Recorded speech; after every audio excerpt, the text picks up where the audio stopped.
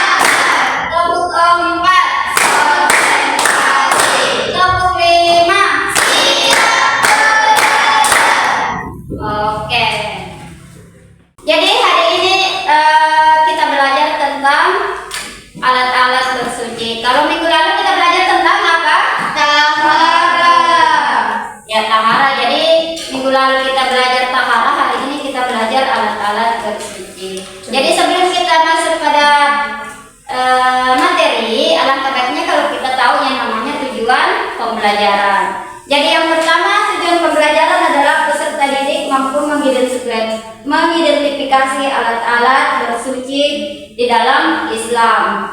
Yang kedua, mampu menjelaskan fungsi masing-masing daripada alat-alat bersuci tersebut. Terus yang ketiga, mampu memecahkan masalah terhadap problem-problem yang ada di dalam alat-alat bersuci.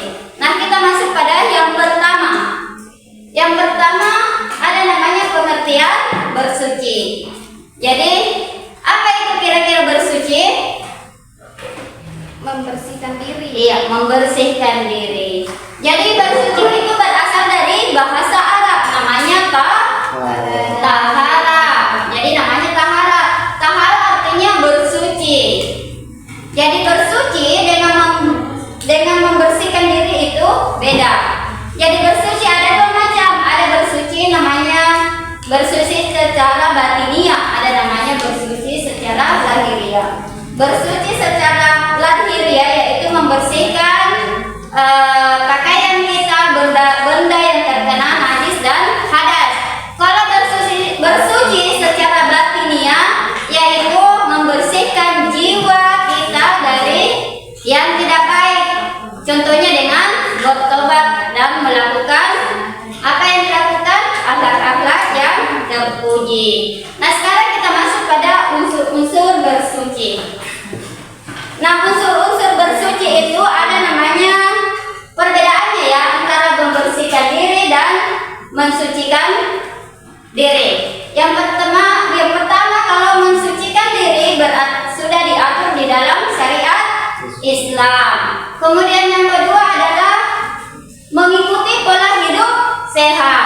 Jadi kalau membersihkan diri dengan mensucikan diri berarti kita mengikuti pola hidup yang sehat. Jadi benda-benda bersuci selain air. Jadi selain daripada air ada namanya benda-benda yang digunakan untuk bersuci. Nah, yang pertama ada namanya apa yang digunakan selain air? Ada namanya batu. Selain batu ada apa lagi? Tisu, daun, kering ya.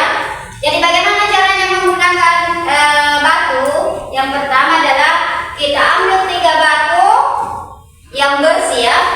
Kemudian kita pakai asal jangan batunya yang runcing. Kemudian yang kedua, batu itu tidak boleh terkena najis atau hadas. Masuk pada kedudukan air dalam bersuci. Jadi air itu adalah faktor yang paling pertama dalam mensucikan diri. Jadi faktornya itu ada beberapa macam air yang bisa digunakan untuk bersuci. Jadi air itu terbagi menjadi beberapa macam. Ada namanya air yang mensucikan, air yang suci tapi mensucikan, kemudian air yang tidak suci, air yang suci tetapi tidak mensucikan. Yang mana itu air yang suci tapi mensucikan? Yaitu air sungai, air yang ada di dasar sungai, air hujan, air yang dari laut naik ke bumi jadi awan kemudian turun menjadi hujan. Kemudian ada namanya air sumur, air yang bersumber dari galian. Kemudian ada namanya air embun. Ya, jadi itu materi yang saya sampaikan. Ada pertanyaan? Jadi sebentar ada kita akan melaksanakan diskusi kelompok. Jadi kelompoknya dibagi menjadi 3 kelompok. Ada kelompok 1, 2, dan 3. Di sini kelompok 3 ya. Jadi ada KPD yang sudah ada di depannya masing-masing. Ada di situ sebuah masalah yang perlu didiskusikan bersama teman-temannya. Jadi silakan dilihat, didiskusikan sama teman-temannya. Jadi kita mulai dari kelompok 1 dulu. Oke, jadi kita mulai dari kelompok 1. Jadi kelompok 1 silakan presentasikan hasil diskusinya, kemudian kelompok lain menanggapi. Jadi silakan yang mau presentasi berdiri dulu ya. Seorang jamaah haji mengalami kesulitan membersihkan diri setelah melakukan aktivitas di padang Arafah. Ia tidak memiliki akses ke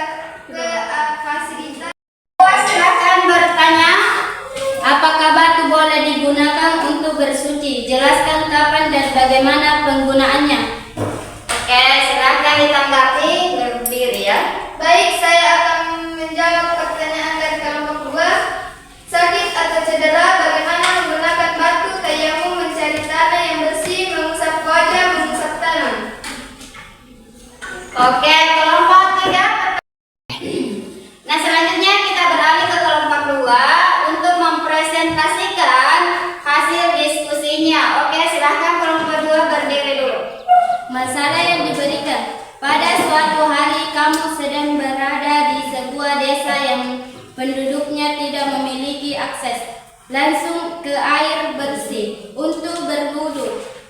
Mereka hanya bisa menggunakan alat-alat lain seperti batu, debu, dan sebagainya untuk bersuci. Bagaimana kamu menjelaskan alat-alat yang mereka bisa gunakan untuk bersuci menurut ajaran Islam? Apa saja alat yang sah dan bagaimana penggunaannya?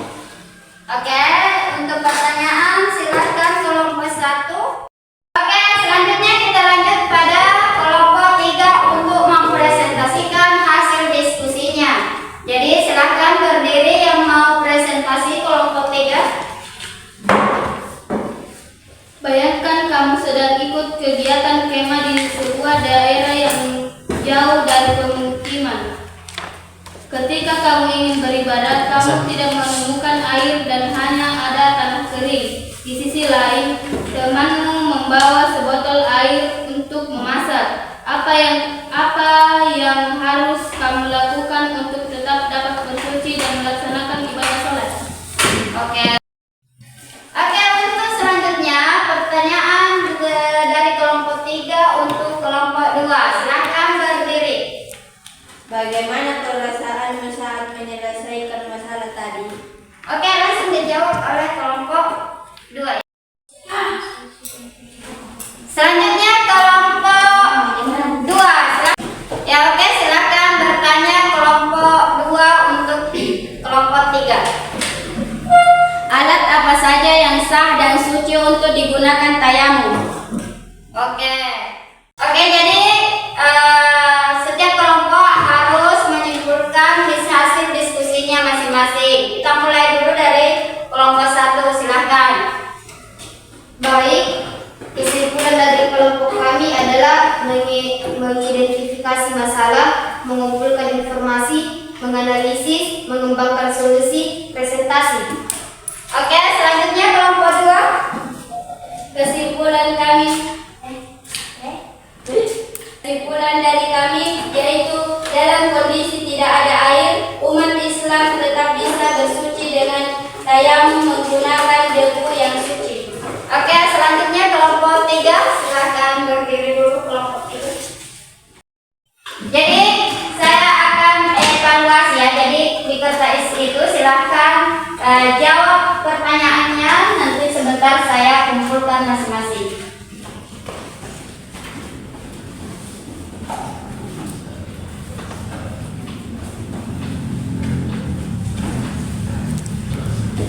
Oke, sini.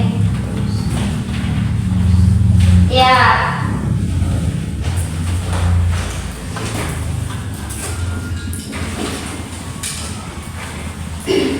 Jadi saya mau menilai dulu. Ini ya.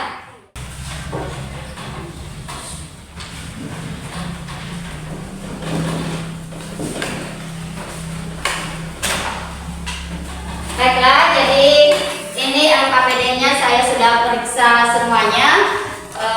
Alhamdulillah, kalian sudah memahami sangat baik tentang alat-alat bersuci. Alat yang digunakan ketika tidak ada air, ada namanya benda padat ya.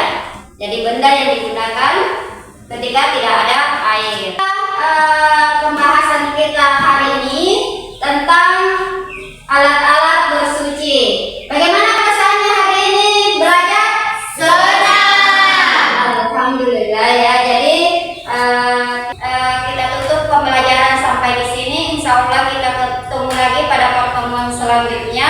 Jadi sebelum kita tutup, kita berdoa dulu. Berdoa yang dipimpin oleh ketua kelasnya. Silahkan.